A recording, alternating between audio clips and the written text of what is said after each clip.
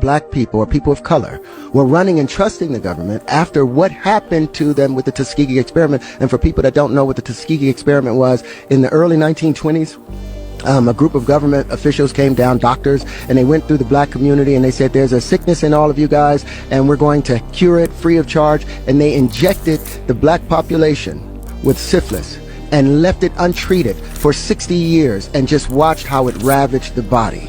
For 60 years, it wasn't stopped until like 1970s, late 70s, that they stopped the experiment. And I don't even know if they've paid reparations. So the government has been using all of these chemical warfare or biological warfare against its own citizens for a long time. Constantly. There's so many instances of it.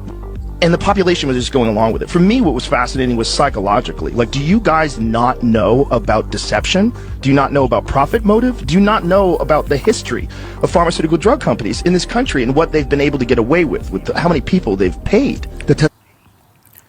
Hey, shalom, shalom. First and foremost, I want to give all praise, honor, and glory to Yahweh, Bahashem, Yahweh Shai, Bahashem, Rakaha Kodash. Double honors to the elders and apostles, a great millstone, who rule and teach well, and who taught us this truth. Shalom to the hopeful elect, those of you out there listening and learning. All right. Yeah, as you can see, man, this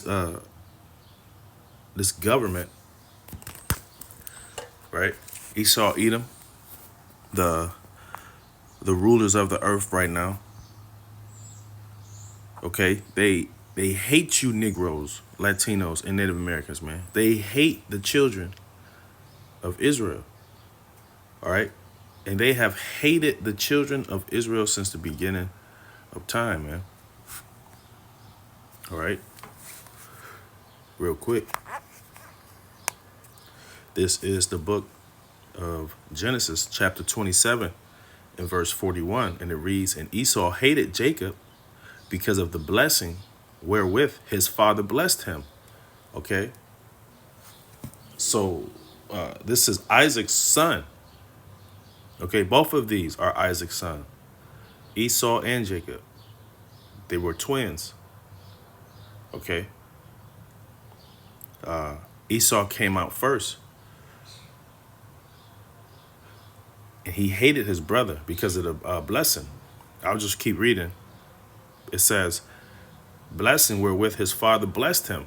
And Esau said in his heart, the days of mourning for my father are at hand." Right? Meaning, my father's, he's soon to die. Right? He's going to be dying soon. You know, like my mom, when my mom was sick, I already knew what was up. You know, I was kind of mentally, prepared for it.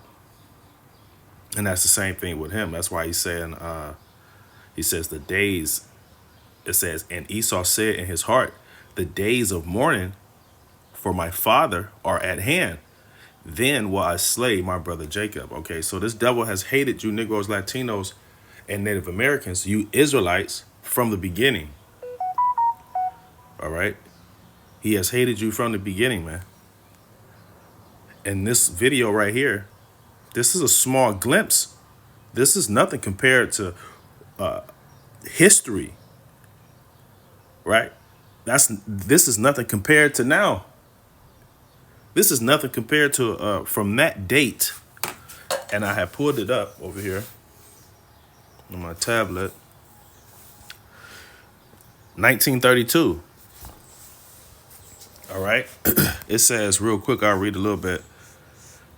It says, in 1932, the USPHS, working with the Tuskegee Institute, began a study to record the natural history of syphilis. It was originally called the Tuskegee Study of Untreated Syphilis in the Negro Male. All right. This shows you that this nigga hate the children of Israel, man. And the scriptures are dead on. The scripture says, can anybody make straight what the Lord has made crooked, man? The Lord made this devil wicked, right? And no matter what you do, man, no matter what you do for this nigga, he's still gonna hate your guts, man. He's still gonna want to body you.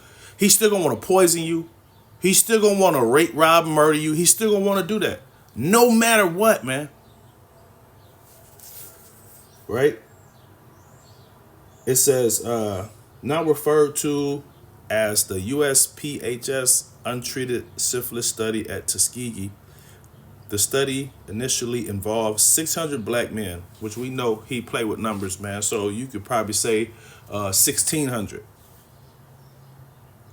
It says 600 black men, 399 with syphilis, 201 who did not have the disease. Right? This is a lie. Right? This is a lie. He came to their communities or whatever, and just said they were sick. He came to them and just said that they were sick and injected them, man. And sit back and watch. Sit back and study. Watch how individuals got sick. Right? And what it did to the body.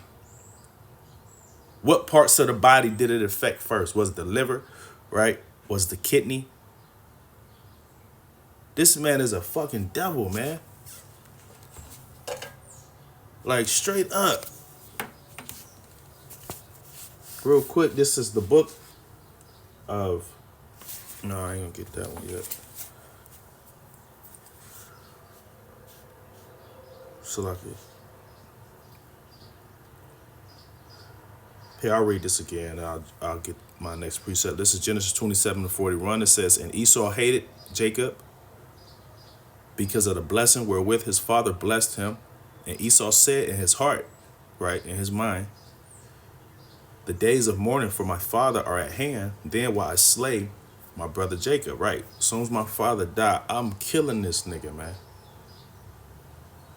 That's what Esau said in his heart. All right, real quick, this is the book of Ecclesiasticus, chapter 12 and verse 10. It says, never trust thine enemy, for like as iron rusteth, so is his wickedness, man. What does that mean, right? No matter how much you clean up your iron, you got something iron and it gets rusty. No matter how much you clean that shit up, man, you can clean it and it can be fucking super clean. It's still gonna rust. It's still gonna rust. So he's saying, I don't care how much good you think this devil do, man. He is still the devil, man. The moment he get the opportunity to cross you, to stab you in the back, to deceive you, right, to poison you, he's gonna do it. It says, though he humble himself and go crouching, yet take good heed, right? Though he act like, oh, I'm just an innocent person. I didn't do anything wrong, right? Though he act like that, it says, yet take good heed and beware of him, and thou shalt be unto him as if thou hast wiped a looking glass, and thou shalt know that his rust have not been altogether wiped away, right? Because he's still wicked. He was created like that, man. All right? It's no matter what you do, he's still going to be wicked. No matter what you do, iron is going to rust, man. All right? Verse 12, it says, set him not by thee, lest when he have overthrown thee, he stand up in thy place. Neither let him sit at thy right hand, lest he seek to take thy seat, and thou at the last remember my words and be pricked therein, right? And this is the point right here. Verse 13, it says, who will pity a charmer that is bitten by a serpent, man? Or any such as come nigh wild beasts, right? So who's going to be upset? Well, obviously, you know, we're upset. We're crying out about the wickedness that this devil has done, right? But knowing these things, knowing this truth, knowing who our enemy is, who's going to be upset with you going over there playing with a snake, man? right? Nobody's going to be upset. Nobody's going to feel sorry. All right. And the reason I was saying that is because a lot of our people went down there and took that jab, man. Right. And you got all this different information coming out about the jab and how these different people are just dropping dead on live TV, on the football field, on the basketball court, right? At comedy shows, right? Showing you that this man cannot be trusted, man. The scripture says he is as death, man. Right? The scripture also said, to whom will he do good? If he's doing wickedness to even his own people, what chance do you think you have? You don't have a chance. All right? 1 second. All right, this is the book of 2nd Ezra, chapter 6 and verse 9. It reads, for Esau is the end of the world, and Jacob is the beginning of it that followeth, man. Right. This devil, we are at the end of his rulership. Okay? We are at the end of this devil ruling the earth. All right, the scripture says that the earth is given unto the hands of the wicked. So we are at the end of him having the earth in his hands, man. All right, it says, for Esau is the end of the world, and Jacob is the beginning of it that followeth, man. And Jacob is the Israelites. Okay, that's why the scripture says, why do the heathen rage? Because all these other nations, they all got their panties in a bunch, right? Thinking that they're next to rule. When the scriptures clearly tell you that Esau, who is the so-called white man, who is ruling the earth right now, right? He is the end of the world. So if he's ruling the earth, then we are in the end. It's not the end of the world, right? It's the end of an age. But it says, for Esau is the end of the world, and Jacob is the beginning of it that followeth, right? That next rulership, that's Jacob's. That's the kingdom of heaven, man. That's the kingdom of the Most High. That's the kingdom of Yahweh by Shem Yahweh Shai. The kingdom of Yasharallah, right? Let me grab that, because that's what we look forward to, man. All right.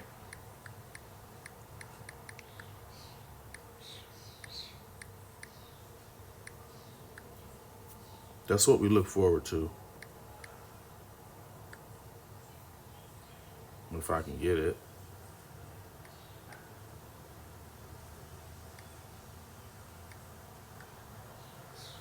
That's why we talk about this phone, man. We want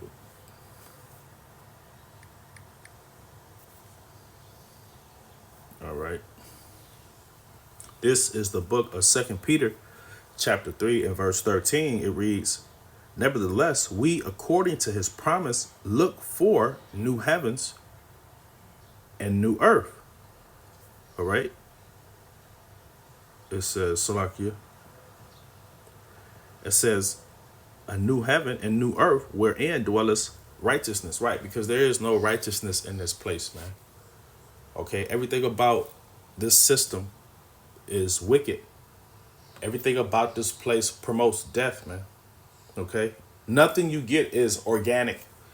This man has put his hands on everything. All right. He has put his hands in everything.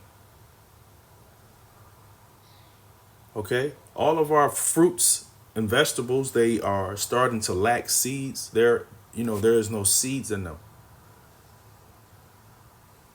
Okay. They're being sprayed with different pesticides that help destroy the body. Right. All they promote on TV is alphabetism. It's in all your shows, man.